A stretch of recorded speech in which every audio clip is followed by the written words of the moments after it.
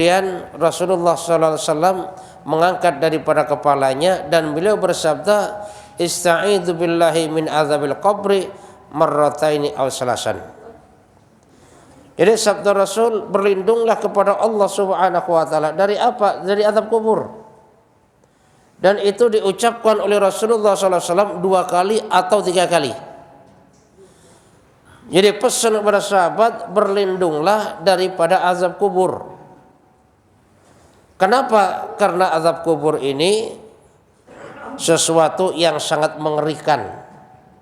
Coba dikubur cuma sendirian, Pak. Itu sangat mengerikan. Bahkan sahabat Utsman bin Affan radhiyallahu an, kalau bicara masalah neraka masih biasa-biasa saja. Tapi kalau sudah mendengar pembicaraan kubur, ini mukanya merah dan menangis. Kenapa? Saat ditanya, jawabnya, kalau di neraka dirasain bareng-bareng, tapi saat di dalam kubur itu sendirian, ya, kagak ada tuh yang mau nemenin. Walaupun istilahnya punya istri atau suami yang paling setia, ya, sumpahnya sehidup semati, giliran ada yang meninggal kagak ada yang nemenin, ya. Cuma nganter doang kadang-kadang.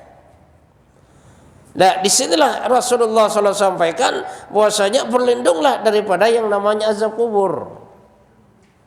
Makanya kalau keterangan di dalam kitab Al-Azkar, kalau ada orang yang meninggal dunia, maka di saat sudah dikuburkan dan para pelayat ini sudah pada pulang, maka hendaklah ada di antara keluarganya yang tinggal di atas kubur tadi dan membaca daripada ayat-ayat Al-Quran, bisa juga baca tabarok, bisa juga yasin, bisa doa. Kenapa?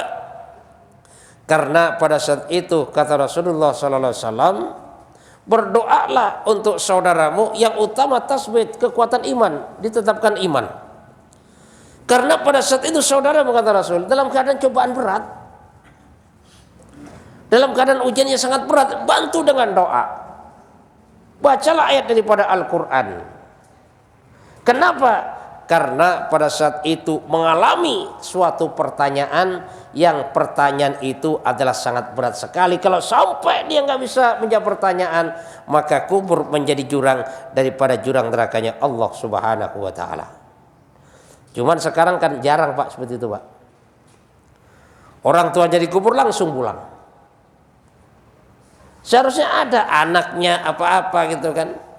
Jadi kalau ada ahli keluarga atau anaknya, ya di saat para pelayat udah pada pulang, masa dia kubur, dia doa kepada Allah, mohonkan ampun orang tuanya, maka malaikat ini nanya pun segan. Kenapa? Ada anaknya yang sedang berdoa kepada Allah Subhanahu wa taala. Dan makanya hal yang semacam ini kalau bisa ya dilakukan, ya, dilakukan untuk membantu daripada orang yang sedang meninggal dunia tadi dalam kubur menghadapi daripada yang namanya pertanyaan kubur. Summa qala, kemudian Rasulullah SAW bersabda, innal abdal mu'mina idza kana fi qibali minal akhirati wa qita'i minad dunya nazarat ilaihi malaikatun baidu wujuhim kasyamsi wa ma'hum kafum minal jannati wa hunutum min hunutil jannah.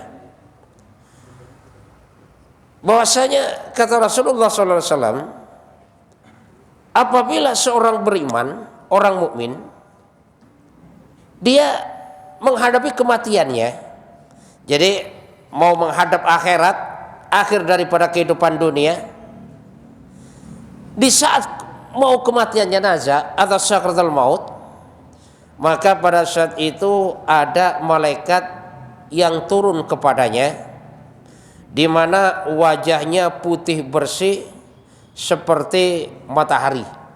Gantenglah malaikatnya ini. Dan malaikat tadi membawa kafan dari surga. Lah setelah itu failisuna maddal basar, summa yaji'u malakul mauti hatta yajlisa inda ra'sihi fayaqulu ayyuhan nafsul mutmainnah ukhraji ila maghfiratillahi wa ridwanihi. Kemudian malaikat tadi duduk, ya duduk ini sejauh mata memandang nih. Sampai akhirnya apa? Sampai akhirnya malaikat maut ini datang dan malaikat maut ini duduk di samping kepalanya. Ini kalau orang beriman yang mau meninggal dunia didatangi oleh malaikat yang membawa kafan daripada sorga dengan wajah yang tampan sekali, sampai akhirnya datang malaikat maut dan malaikat maut ini duduk di samping kepalanya. Ya, apa kata malaikat maut tadi? Ayatuhan nafsul mutmainnah ukhruji ila maghfiratillahi wa ridwanihi. Wahai jiwa yang tenang, keluarlah kau menuju pengampunan Allah Subhanahu wa taala dan ridha Allah Subhanahu wa taala. Malaikatnya sopan banget, Pak. Ya, kayak ibaratnya orang dekatnya, teman dekatnya duduk di sampingnya sambil mengelus-ngelus kepalanya. Wahai jiwa yang tenang, wahai orang yang baik, udah kamu keluar aja ya.